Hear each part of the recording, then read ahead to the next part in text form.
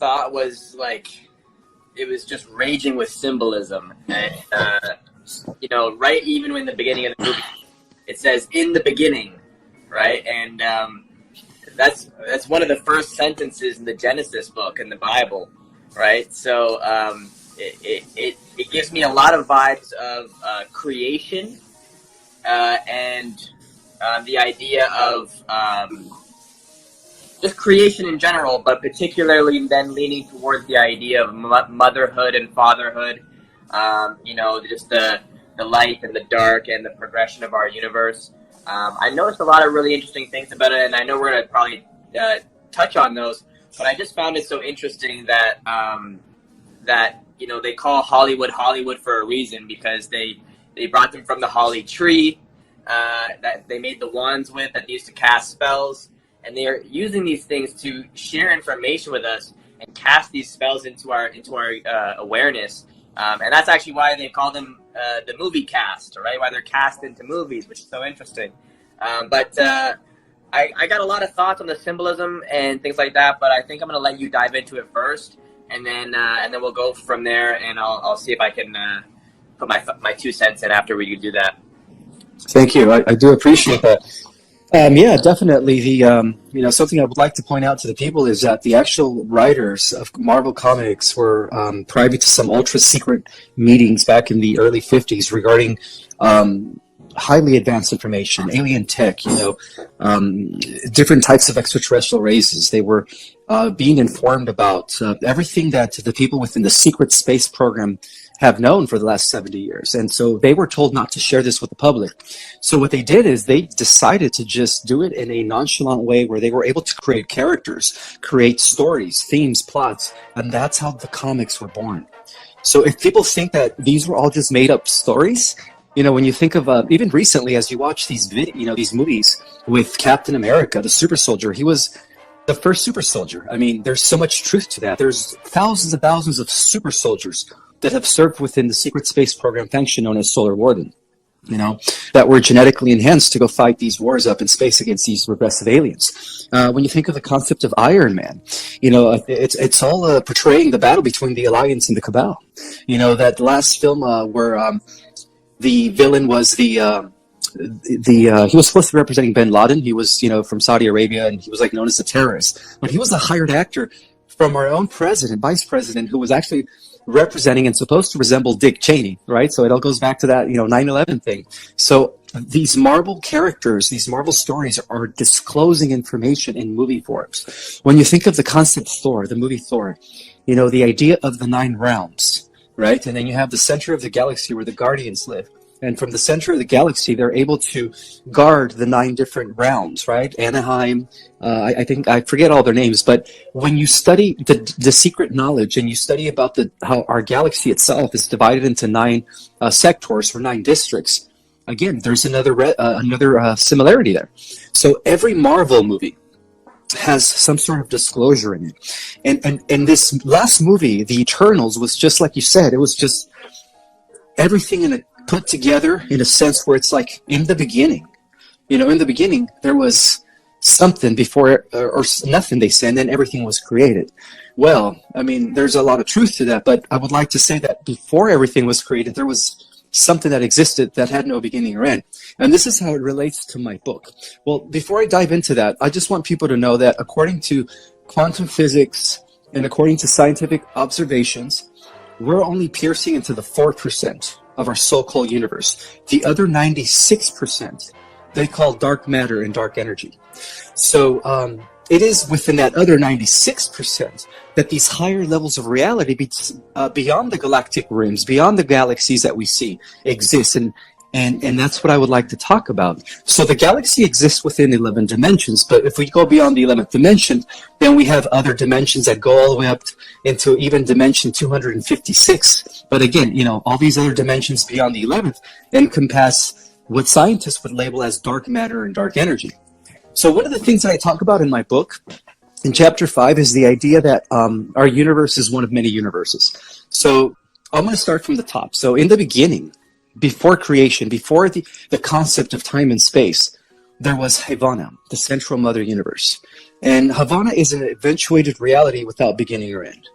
It is a reality that has always existed, and similarly to what the scientists call the metaverse. When the scientists first came up with the concept of the idea that we live in a multiverse, they talked about this idea that these universes are being born from some sort of a motherverse, but that motherverse, which they label as the metaverse, has never had a beginning or end.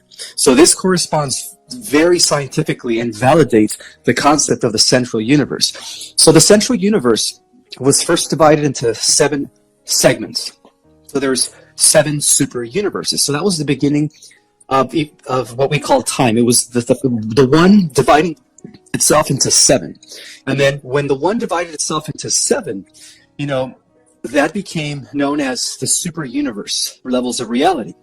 So in turn, each super universe divides into 10 major sectors. So if you times 10 times 7, we have a total of 10 major sectors that exist within the periphery of our central universe. And then each major sector also divides into 100 minor sectors. So there's about 70,000 minor sectors that exist within the periphery of our central universe. And then in turn, each minor sector divides into 700,000 local universes.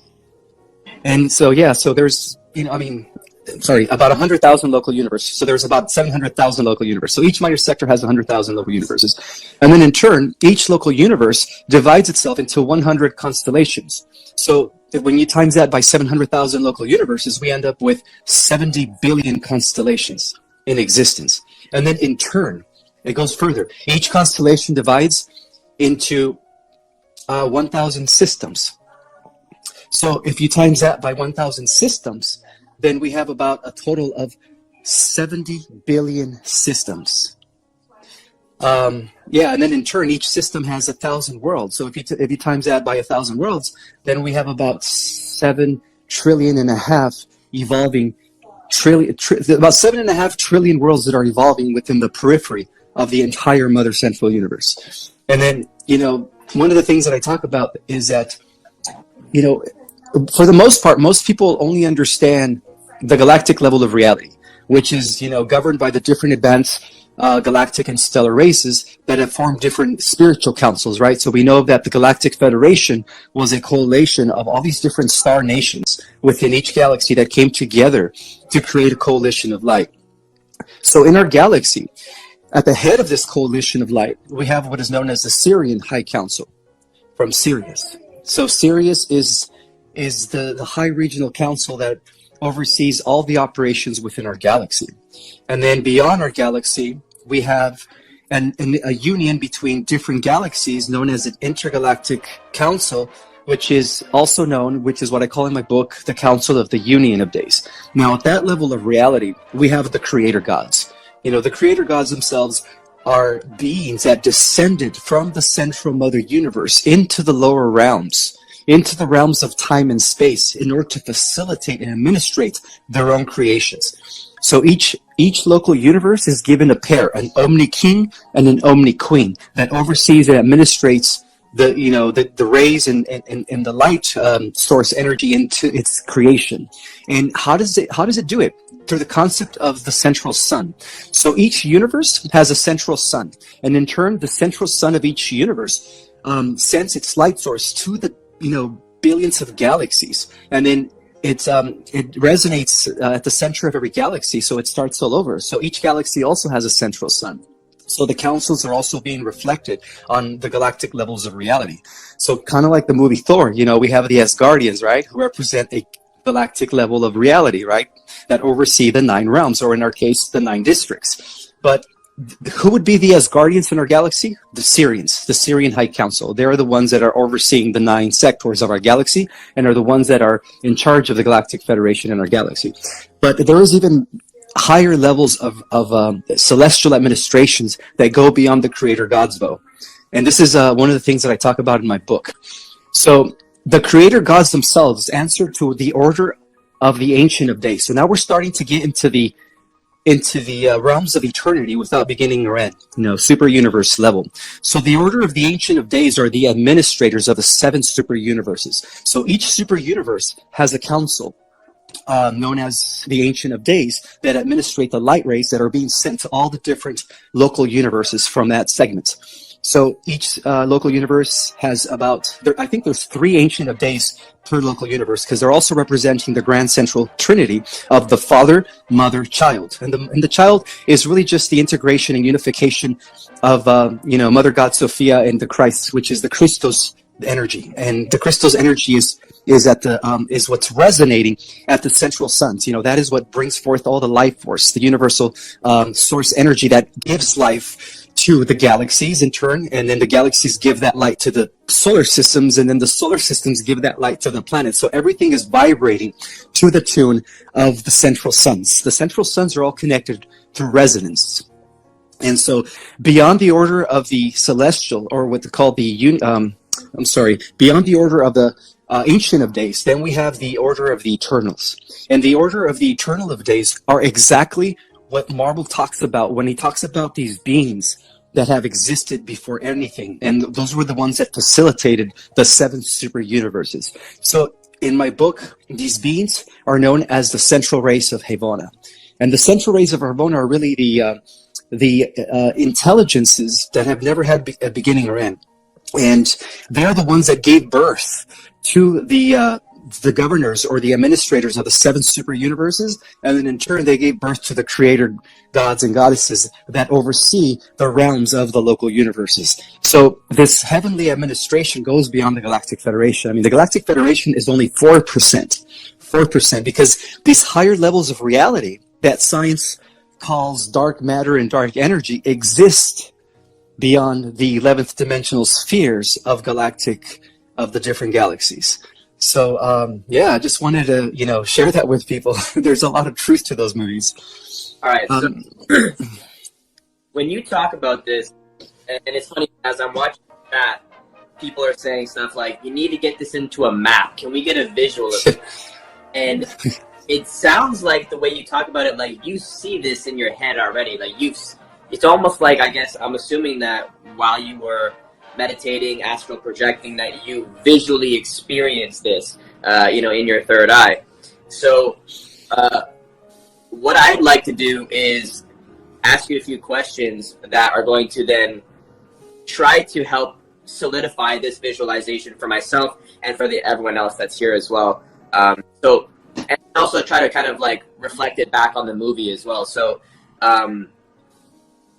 number one, it sounds like there's this state of infiniteness, right? Where that seems to be near the top. And then through that state of infinitude, then it comes down into these creator gods. Well, there's different levels between the state of infinity, or what I call the realms of the always existing realms.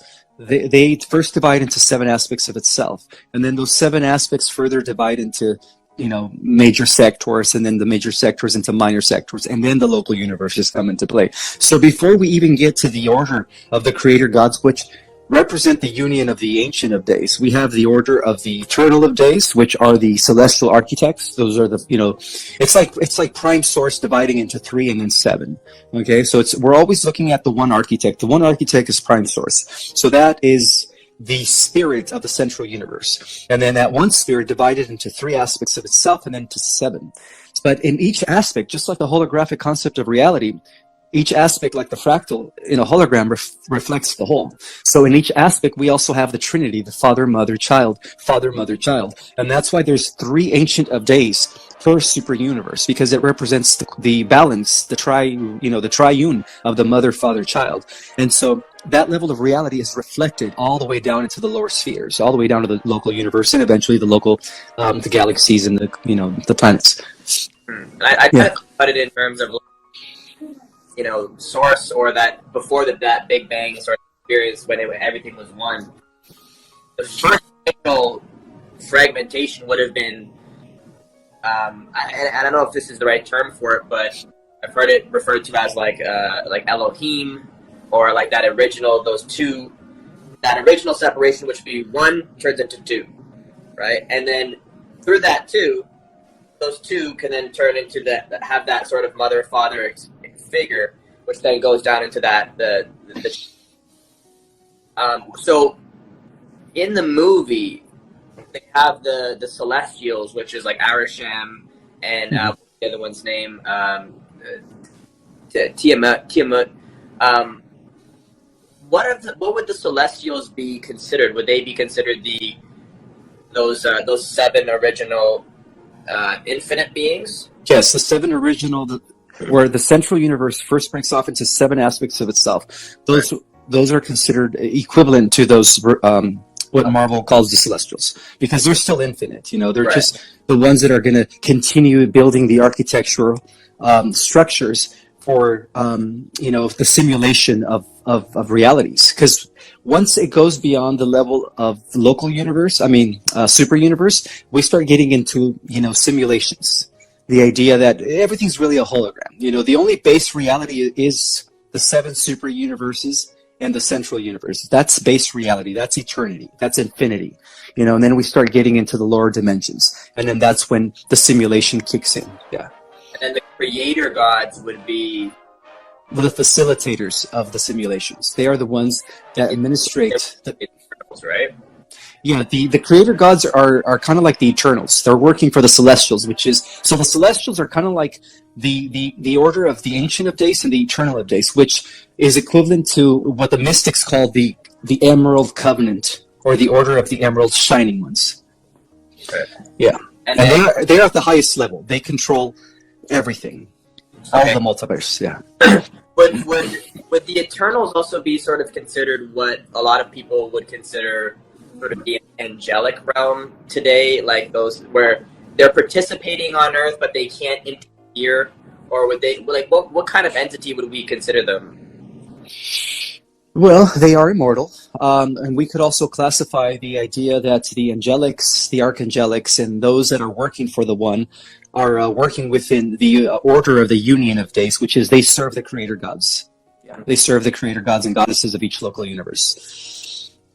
And so they have, people that are helping them, other spirit beings.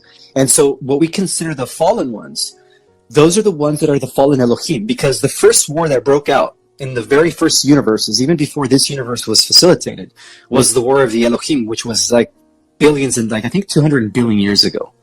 250 billion years, the first and what that was a rebellion that took place between one universe, a creator god in one universe, who decided to become a tyrant and a dictator. He was no longer resonating and operating according to the universal rules and laws of divinity and oneness. It was more like he separated from singular consciousness. And so the first being that did that was known as Samana. Lucifer was one of many. But see, again, the way they teach us things in our world is that everything's based on the concept of this one universe. But even before this universe existed, there were other rebellions against the One. So Samana was the first rebellion, and that was 250 billion years ago. And it seems like based on what you're saying that, first of all, it would be hilarious to think that, is there intelligent life somewhere else in the universe? Like, clearly so massive, there's got to be something else out there, right? So the idea of Lucifer, the idea of like that, is there things like that happening right now at different stages in parallel to? Yes, because creation is endless. As I speak, new and new universes are coming into existence daily. So the number that I said, 7 trillion and a half, is just constantly growing. Yeah. So I want to talk about as well, in the movie they have these things called deviants. Are essentially, for anyone that hasn't seen the movie, they're like the antagonists of the movie. They're the enemies. What would the deviants be considered in terms of your perspective on this? The deviants are the fallen Elohim. They are the fallen Elohim. They are what we consider in the Bible the fallen angelics. And in terms of describing them in terms of like lower levels of reality, they're considered the Draco, the Omnicrons, the Shatari. There's different names to describe the fallen ones. Well, it's interesting that they call them the deviants, because I like the name. It gives you a certain like imagery. They say that, but it's also the root word of it is to deviate, right? It's almost like they're deviating away from that law of one. Exactly. We talk about the sin is translated in many different ways, but as far as I perceive it to be, the sin is heart, right? You're correct. So, so I think it's interesting that these, like, I was watching something earlier today, and it said that some of these deviants on our planet could also be considered maybe things like big pharma, big tech, AI, things like BlackRock and Vanguard that are attempting to go against the idea of service to others, that the idea that we actually are all one, and trying to get into this control state, which kind of goes back to what you were saying of that original war, where there was one group that deviated that said we wanted to dominate and control, which goes against the law of one, and then the other group, the group of light, that was trying to stop that, eventually won. Exactly. Well, it's funny that you say AI, because the first rebel against the light, which goes back to the 11th creation, because we're part of the 12th creation. Our universe hangs in the 12th creation. Can you hear me? Yeah. Okay. His name was Lars Samana, and he was one of 12 cosmic adepts. And when he fell, when he realized that he could no longer facilitate a vehicle known as the Atom Catmull, he decided to create his own vehicles in the form of artificial intelligence. So the original artificial intelligence that was developed was 250 billion years ago. And he's been using AI to try to suck up and control this entire reality and the what I call the 15-dimensional time matrix, all the entire multiverse that hangs within the 12th creation. And now what we're dealing with here in our world is just the repercussion of that. It is that final war against this ultimate enemy villain, which is a cosmic ancient AI. In the secret space program, they call him the AI god, that even the Draco and the Mantis and the Greys, all the regressive aliens answer to this person or to this collective, because it's really a collective. It's non-physical. It actually operates all the way from the 11th dimension. And that's why this AI from the 11th dimension was able to destroy one of the fourth Earth, known as Antimateria. Antimateria was the original Earth before it became Terra. Before it became Gaia, and then Gaia fell into Terra as it, lowered into lower density, and then Terra became Earth. But I forget the name of it, but Aramatina, that's the name of it. Aramatina was one of the Earths that existed in the 13th dimension or 12th dimension, and the 12th dimensional Stargate was actually infiltrated by this AI god, and then that's when the wars began. The Elohim Wars, which later translated as the Electric Wars and then the Galactic Wars. And now we're just like ending that. We're finally finishing that last battle against that. So yeah, definitely artificial intelligence is a huge player in terms of the dark side, and it has been for billions of years. Yeah, and this is what a lot of people have recently been talking about with Elon Musk. Because Elon Musk seems to be, in many ways, like championing freedom and being anti-government, anti-establishment. Using the name Tesla to talk about technologies, but in a lot of ways, he's going against what Tesla would have done, and he's really being a huge advocate for everything that is transhumanism and AI and all that stuff too. So.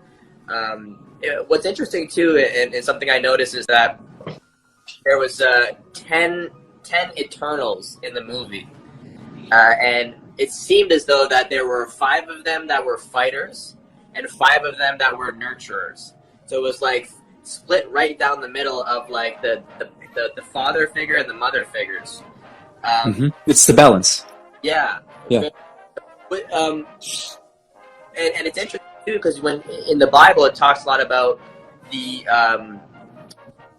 when Cain and Abel, some of the sons of Adam and Eve, when they were first created, a portion of them went to be hunters and a portion of them went to be farmers, right? And it's that initial separation that where they eventually came back together again.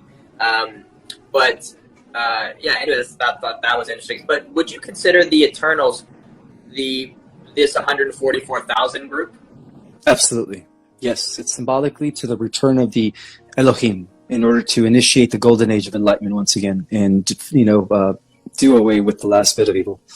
Now, But ultimately, we are going to be dealing with a future battle against this AI god.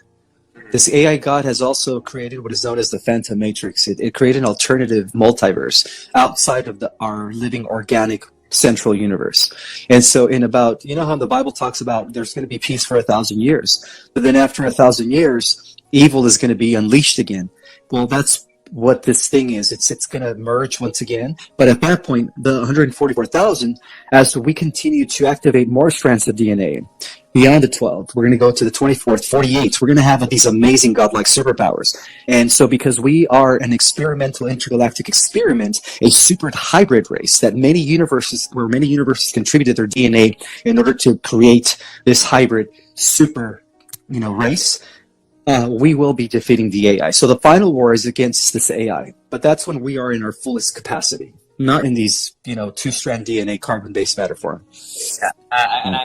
I remember I was having a conversation with a friend once about extraterrestrials or these higher evolved beings of any kind, and I was like, how with this hands and the limited, technology I have now, how am I going to take on something like that? And he says, when the time comes, you'll know. Right, and so I feel like that kind of goes with what you're saying, where it's like once we get to that point, maybe we can shoot laser beams out of our eyes, or maybe we can, pull swords like Thena does. I just thought that was pretty cool.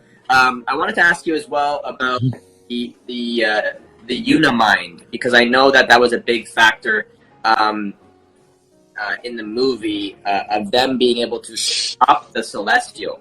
So let's talk about the Unimind, but let's also talk about the fact that they stopped their creators. They kind of in some ways, they rebelled from their own gods. So can you explain the idea of the Unimind and the memory and the social memory complex, but also Sure. The role that we're about to this place in the universe that we are right now, and what we're about to experience, and the idea of rebelling from what the Creator has planned for us? Absolutely. So the concept of the Unimind is the idea that when the 144,000 come together, we will create a collective, what is known as a social memory complex, which is a synergy of all our energies combined. And that's what's going to happen when we fight this future war. And so what the movie's Eternals portrayed was, first of all, the fact that they decided to save the human race was because over the years, as they were guarding the human race over a period of 7,000 years, they felt a connection to the humans, to the Earth Terrans. They felt like, why would this planet be destroyed in order for another celestial to be born when these people are good? These people are evolving. They're actually progressing. And they saw that in these humans. And that's why the immortals decided to get together into this unison mind, which is pretty much combining their synergy in order to prevent the born or the celestial to destroy, in order to prevent the destruction that was going to happen as a result of the celestial being born from the earth. But they did it out of love for humanity. They fell in love with the human race. And that also teaches us how Jesus, he sacrificed himself because his love for humanity was so much greater. He could have easily told the angels when he was on that cross being crucified, he could have said, hey, come down, destroy and wipe out the Roman armies. But he did it out of love. He did it because he loved the human race. And he knew what he was doing. So it was the same concept. It was their sacrifice, knowing that, hey, the celestial ashram, whatever his name is probably going to, deal with us for doing this. But they did it out of love, and they took a leap of faith. And that's the same concept of Jesus being crucified on the cross. It was the same idea. He did it because his love for humanity. In terms of the Unimind, what does that mean to be a part of a social memory complex? Does that mean that anybody that's a part of this, that I can read their minds, they can read my mind, we can share others' information? Is there going to be a lack of privacy in some ways in that? No, it's going to be a balance of both. As we evolve beyond the sixth dimension, that's when we become a unified mind or a social memory complex. But as when we become that, we're still going to maintain our individual state of minds. We're still going to have the ability to have our own privacy and not, by willpower, not allow others to read our minds or anything, but because everyone's going to be so pure and everyone's going to be so righteous. Everyone's going to be like an open book. There's no, no one's going to be thinking any negative thoughts. Nobody is going to be thinking any ill will against anybody. So it's one of those things where people are going to be able to be their own individual self while working within the collective. So it's going to be a balance. It's going to be a balance between both. Now, in terms of actual individual characters, so I don't know if maybe you can speak to that, because I know different characters. Let's start with Icarus. With who?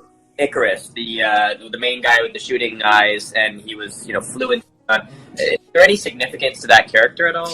Yes, well, like I was saying earlier, there's always the concept of the fall of the Elohim. There's certain times where the Elohim or other immortals fall from the idea of unity consciousness or the concept of service to others. And so he represented the fallen ones. He represented symbolically, metaphorically speaking, he represented the idea of falling from this, being one with God to just doing his own thing. Yeah. So he represents the fallen ones.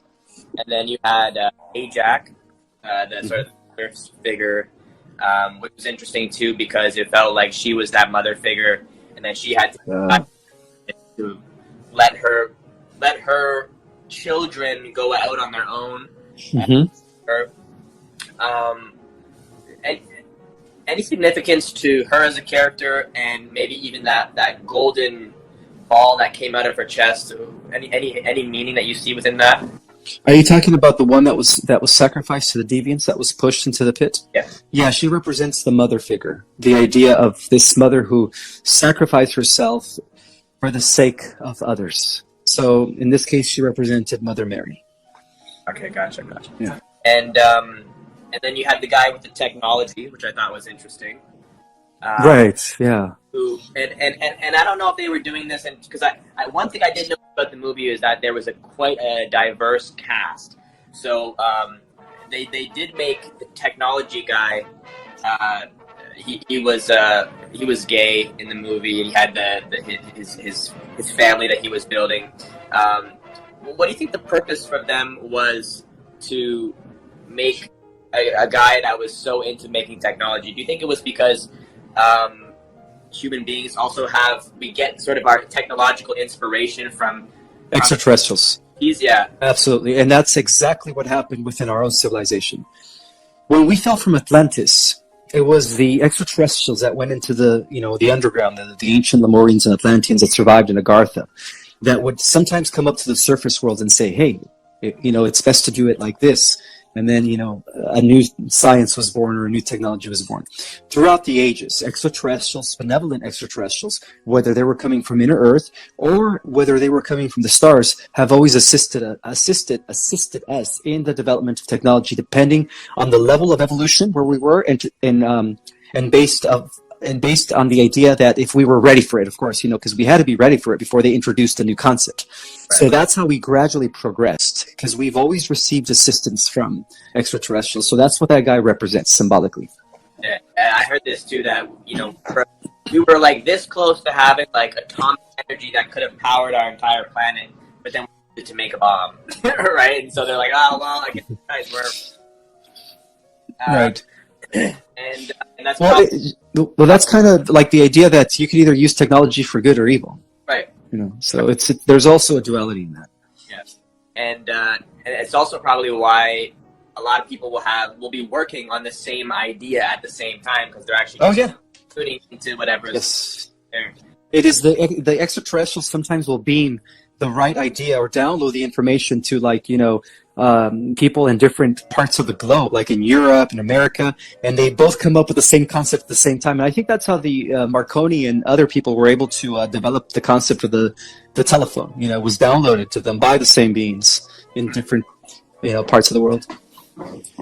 Really excited to see what else is going to come forth. Like something that I couldn't even imagine. Right? I mean, even if you told me 10 years ago that, hey, if you pick up this device or you pick up a telephone, you can carry it with you everywhere you go, and you can call a stranger to pick you up in a car by pressing a few buttons. I don't think so, right? Well, I don't know who said it, but this is a famous quote where in some cases, advanced technology appears to be magic to cultures that are less primitive. Yeah, 100. I mean, if you take a phone and you take it back, like, 10, 20, 30, even 100 years ago, they would 100 years ago they would think you have sort of witchcraft going on, and they'd probably try to bring it. Right, exactly. It's always been that way. There's also other characters too. There's a character named Druid, and I was actually watching sort of a review of the movie, and it's interesting. They referred to Druid as potentially the Lucifer character, which I thought was interesting because he was one of the first of the Eternals to say, I'm stepping away and walking away from the group, right? So he was one of those original that kind of stepped away, but also his whole power was controlling the minds of humans, which I thought that was interesting. What's your take on that character? I think there was a balance of powers with all 10 of them, just like they were broken off into, the male energies and the female energies. I think each character had its own individual power, and so his ability was mind control. So in a sense, metaphorically speaking, he represents the idea of how society, in a sense, is programmed through mind control. And so, which is being used for negative, nefarious reasons. And so, yeah, that's just one example of that. That I wouldn't say that maybe control people's minds, but let's say this like Orion group might come in and start seeds in the minds of people and planting seeds of self-service into people's minds. Well, that's how they work. They use advanced technology. They use the rings of Saturn for thousands of years. Were placed there by the fallen ones, the Dracos. They use the moon, right, to bring forth those energies, and then beam them over to the planet in order to kind of control people's minds through frequency. So that's been happening for thousands of years. But luckily, the forces of good and the Federation have neutralized all that technology because of the times that we're living in. I got a few more questions too, but if anyone wants to ask some questions, you can throw it in the chat and we'll get Ismael to answer, guys.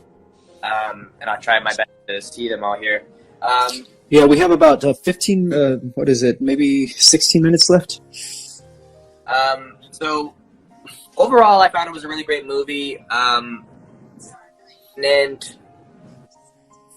where do you think the solar flash and sort of that transition of Earth falls within the movie? Because in the end, it seems like kind of humanity just starts moving forth and it's all fine.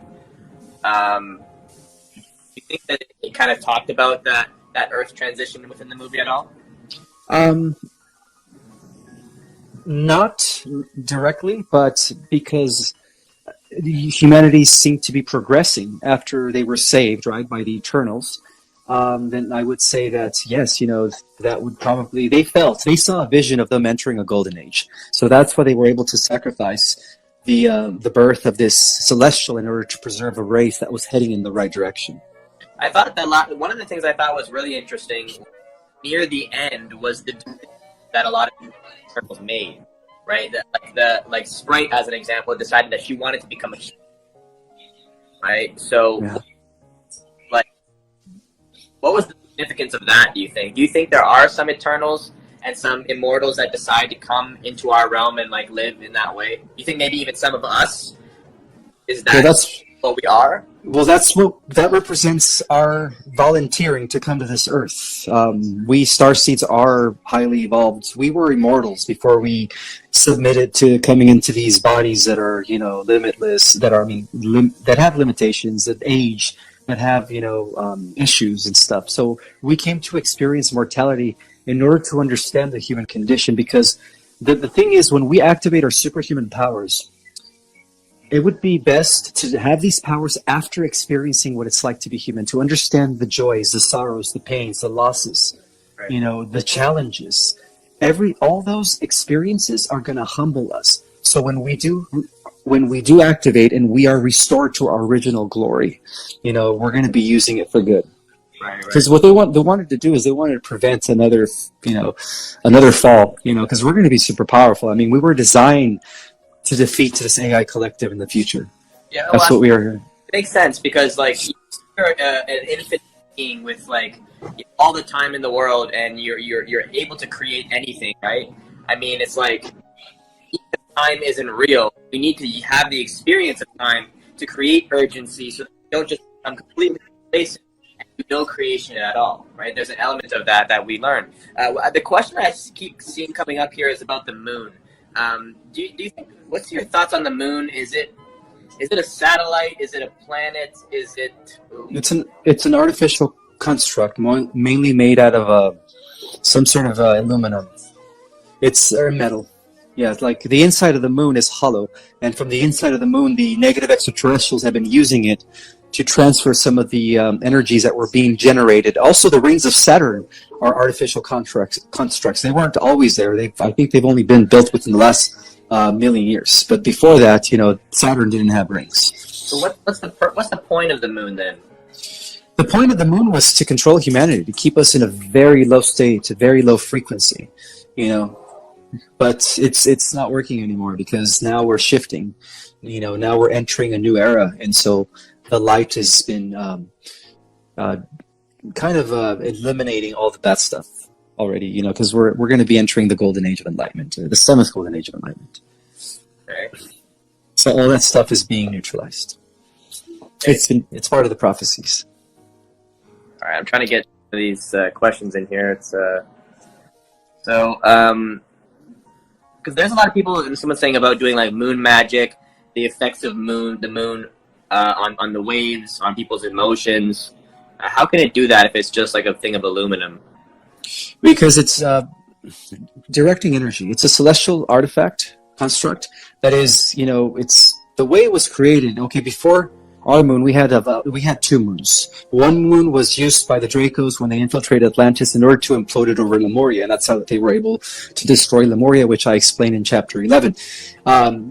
This other moon that was created was there to kind of give an imbalance of energy so that we don't get the full cosmic rays that would have activated our DNA, and so it's there as a way to obstruct that. And at the same time is there to also receive, act like as an antenna to the energy that's coming from Saturn in order to beam it to us and keep us in a very low frequency. So it's interesting actually, because I found that I was using the moon for like manifestation energy, but it's almost like I should maybe be using the sun as manifestation energy. Yes, the sun is the source of all life. Interesting. A lot of questions I keep coming up to is about the idea of what are the precise elements that activate our DNA? The gamma rays that are coming in, the photonic energy that is coming in from the central sun. It is loaded with light codes, pockets of energy that activate the different filament strand. Our DNA acts like they're like filament gossamer strands that act like wireless cables, and so when it receives the new code, the new information set that is coming in through our sun, it begins to activate that, and then these filaments start forming the other strands. They start rebuilding them, and then they start turning on. So it's very connected to the solar energy that is coming in right now, or what we call the gamma ray energy. Okay, so actually got a question from a friend of mine, and. In the spirit of Black History Month and the celebration of our brothers and sisters, is there a significance in terms of the race that we experience on a physical level, and maybe the race that we're experiencing on a physical level, and maybe the race that we were prior to coming to this planet? Well, before we became physical, we were etheric. We were mind. We were just spirit mind. Now we're spirit mind matter complex. But there's different levels of matter mind complex or different levels of mind. So we are experiencing the carbon-based matter. But as we go up into dimensions, we become silicon matter, and then we become etheric silicon. No more matter. It's just light body. And then beyond that, we become hydroplasmic pure light essence. And then beyond that, we just become pure light. So those are the different grades of our, that embody ourselves as we are spiritual light beings. We encase in different avatars or in different vehicles in order to experience the different bandwidths of this light energy spectrum that breaks off into different frequencies in order for us to experience the different levels of reality. But to answer his questions, in essence, we're just spirit. That's what we are when it comes to our essence. We are just spirit. This is just a vehicle. So there's no relation to skin color or the race that we're born into here. No, because we've all been born in different races. We've all been different people, different nationalities, and different incarnations. Sometimes people are born in these different races in order to experience different aspects of being human and stuff. But there is no distinction. Yeah. I've actually heard that because that would make sense. I was reading a book. I feel like it's called the Complete Ascension Manual, or maybe something else, and it talks about how it wasn't that. It was actually a book from an indigenous group that was talking about these prophecies of this new spiritual group that's going to be this new human race that's going to be entering the earth, and they say that every single race has a missing chakra. And that when all the races decide to come together and unite, that they start to realize their superhuman potential.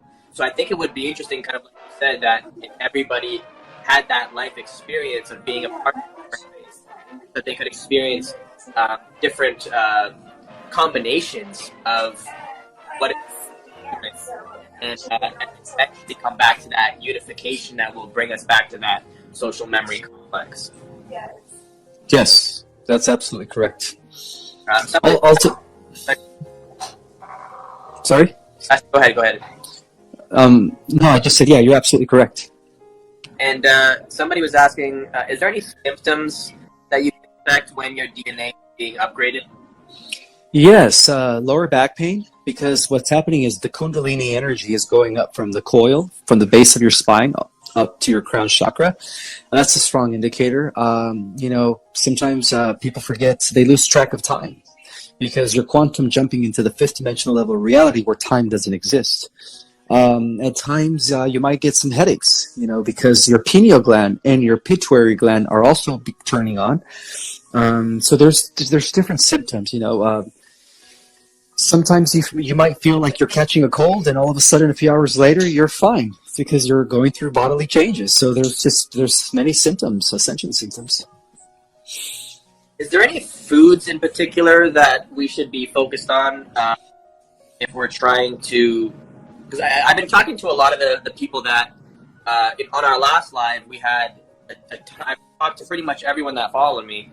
And, when I asked them, what are you focused on right now? Many of them said, my ascension, right? They're focused on their ascension, right? And so is there any food or just practices in general that can assist with people's ascension? Meditation, grounding. It's going off to where there's nature. Whether it's the forest, whether it's the ocean, anywhere where you could connect with Mother Earth. All that stuff helps. Now, and of course, you gotta eat healthy. You can't be eating GMO foods. You can't be eating stuff that is not good for you. You have to eat, things that are nutritional. A lot of vegetables, a lot of fruits. People have to start taking superfoods. Turmeric, acai, moringa. Reishi mushrooms, there's the list is endless. There's so many superfoods that we could be taking that are just super beneficial for our body and our health. Mm-hmm. That's why they call them superfoods, right? They were meant for us. Superfoods, superhumans. Yeah, I got more superfoods. That's kind of what I do on the side here. The one thing I like about you, Ismael, is that you talk about these things and your being healthy, so that when that process comes, that you'll be able to ascend effectively with ease. And as many people can probably tell, you look jacked. I don't know if you work out or whatever. My question to you is, and I know a lot of people have this question too, because it's sort of a back and forth game in the nutrition industry. What's your thoughts on consumption of meat? Everybody's body's different. I do eat meat, but I try to eat mostly fish and poultry and turkey. Occasionally, I'll have red meat, but that's only because red meat helps to activate the pineal gland, and that's what they were giving when the CIA was exploring psychic abilities and remote viewing back in the 60s, and when they were creating super soldiers. They were actually feeding them red meat 3 times a week. And I know the vegans don't like to hear about this, but there's something in the red meat that activates the pineal gland. So as they were doing these exercises, when they were being sense deprived and they were going through these challenges and these techniques in order to enhance their abilities, one of the things that they required giving them is red meat. So, and some of them became very telekinesis. They were out there fighting this war in space, and they were able to, like a Jedi, they were able to move objects with their mind, and give somebody a stroke if they needed to. They would use their mind, their telekinesis, to cut the artery and in their throat, and they would have a heart attack. So they were known as psychic killers. Again, this is just information that was revealed within the secret space program, But then again, for those that are vegan and vegetarian, it's great to not eat meat, because then you're doing a service to the animals. You're allowing your digestive system to function better and to really process and break down the foods much faster and healthier. But I have a type of system where it's like, if I try being vegan, it's just my body it doesn't operate as well. My energy levels go down. So everybody's different. No judgment here, people. If you guys want to judge me for eating chicken and turkey and fish, then that's fine with me. But I hold no judgment. I love everyone. And everyone's different, so I respect everyone. So it all depends on the individual. However, if you are going to be eating meat, make sure it's organic. Make sure it's not with no antibiotics. Make sure it's raised in a free-range type of scenario where the chickens are roaming free, and not being given all these hormones. You have to eat meat that is purely organic. You can't be eating meat that has antibiotics or hormones, because then you're as good as eating GMOs. Exactly. Yeah. Friend, we're coming to the end of the end of live here. I just want to say thank you again for. You're welcome. Guest. Eddie that's watching. I got my the mail is coming, and it'll be here on February 10th. So I'm super sweet. Haven't gotten our. Maybe we go pick that up. This guy's reviewed so many incredible things about the nature of our reality and the nature of our universe and our galactic history. So it's definitely worth checking out. You can check the link in his bio, or you can Amazon and type in Our Cosmic Origin. Thank you, Beau. I appreciate you being my special guest. Have fantastic conversations, because it allows me to really get some clarity around things that I've been having questions about. Super. It works out for the both of us. Awesome. Okay, see you guys, my friend. We'll see you guys. And that's it. And thank everybody. I just want to thank everybody that was joining us.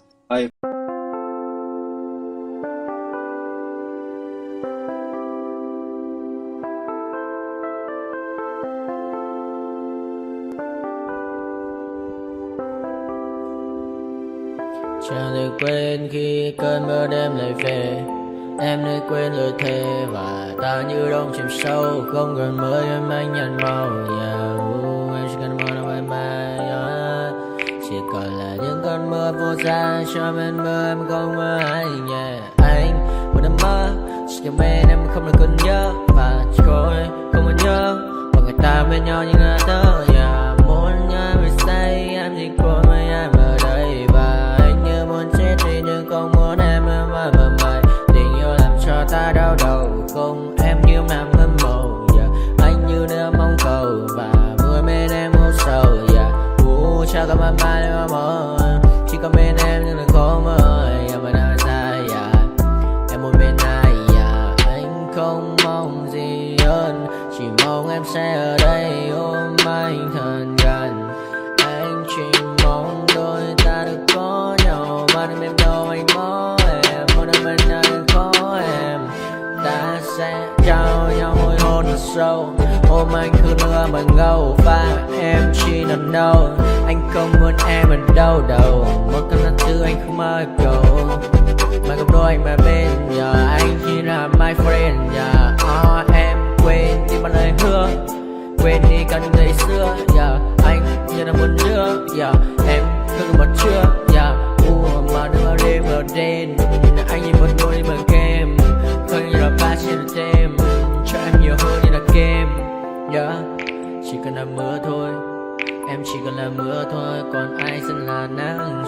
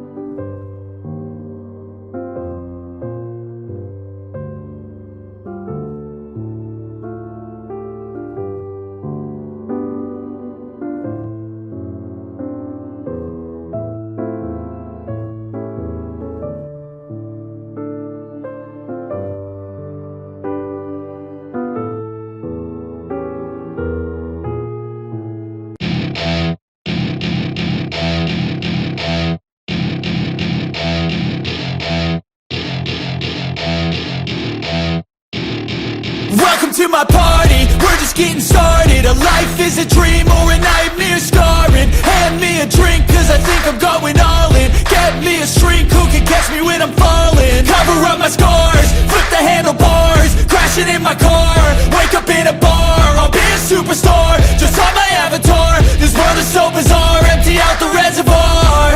Yeah, I'm taking 6 shots, yeah, straight to the face. And I wanna get lost, I'm sick of this place. Don't know how to stop when I'm feeling this way. So I'm taking 6 shots till I'm feeling okay. I think I'm going crazy, don't think I'll get home safe. So I'm taking 6 shots, all straight to the face. I'm taking 6 shots, are you coming with me? I'm taking 6 shots, yeah, straight to the face. And I wanna get lost, I'm sick of this place. Don't know how to stop when I'm feeling this way. So I'm taking 6 shots till I'm feeling okay. I think I'm going crazy, don't think I'll get home safe. So I'm taking 6 shots, all straight to the face. I'm taking 6 shots, are you coming with me? Sometimes you need to let loose, grab juice, get goose, tattoos, taboos, get screwed. Loosen up, buttercup, all those hate comments will never make you feel enough. We're all adequate graduates, hearts full of calluses, but we know calculus. Damn, ain't that fabulous? Can't wait to apply all those mathematicus. But we can't get a job that pays us enough. I'm about to pop off. Fuck you, you're lost. We all know that we never really want a boss.